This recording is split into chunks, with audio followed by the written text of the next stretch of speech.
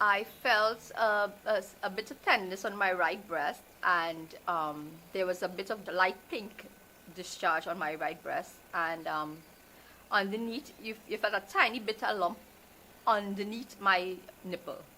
That was very concerning, and I made an appointment to get a mammogram by the Cancer Society.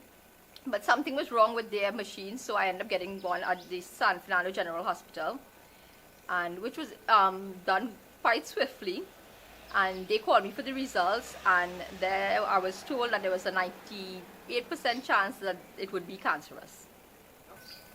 I remember when I was working Hilton at the point in time, so they gave me time off. But they called me back because I was the events manager, so they had a really big conference going on. So they called me and asked me, Jan, then you meet just for 2 days, if I could just come back for 2 days. And my father didn't want me to leave. I said that it was just 2 days. He said, when you're going to leave? I said, well, the Sunday I'll come back, the Tuesday, promise. Had the tickets and everything. And he looked me in my eye and told me, right. Sunday going? Yes. I said, I will go before you go. My dad died the Saturday night. So he couldn't even wait for me to come back. Just to have a couple more moments until like that. She said, I prefer a broken nail to a broken self-esteem. I prefer a broken wrist to a broken heart. I prefer a chipped tooth rather than wearing this fake smile. Dying is such an easy option when there isn't much an alternative to living, but I ain't even living. I am barely surviving. This life that I am barely surviving feels like punishment. If only your eyes had X-ray vision, you would see exactly how I feel inside. My heart just committed suicide. I just died. I sat there in astonishment. In that one moment, I wanted to hug her till all her broken pieces fit back together. I wanted to hug her till all her pain ceased to exist, but all of this was said over WhatsApp messages. She continued.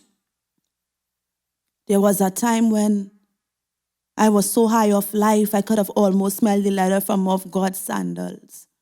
And the last time I was up there, before life acted as gravity and pulled me down to reality, I gripped to the cloak of Elohim and I cried out, have you forgotten me? I prayed that all my sins are forgiven.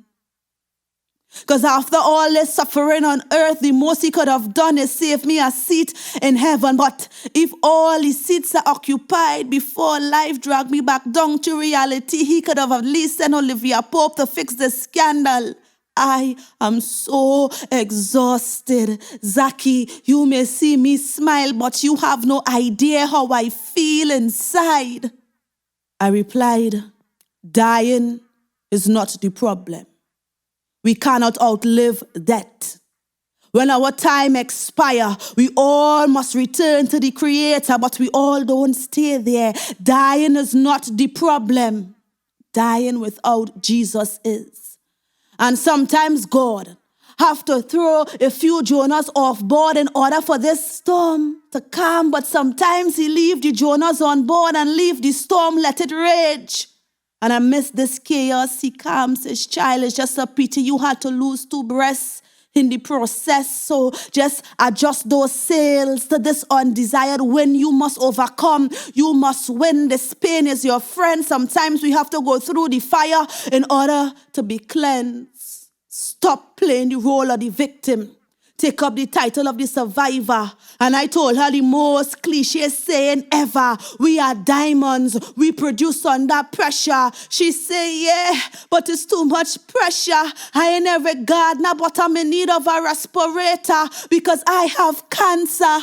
And it feels like my life have just been interrupted. There are no actors to pantomime my pain, no extras to help with this heavy burden. No lights, no cameras, no actions. Just CT scans, mammograms, chemotherapy, and a lot of sleepless nights. Zakiya, how would you feel How would you feel if you will not be around to act out your own lead role, and no amount of rehearsals could prepare me for that moment when the end credit starts rolling? I am dealing with weight loss, hair loss, appetite loss, a womb that can't conceive. I cannot breastfeed. My heart finds love so difficult to receive. I say, hey, just breathe. And I spoke to her pain in Hebrew.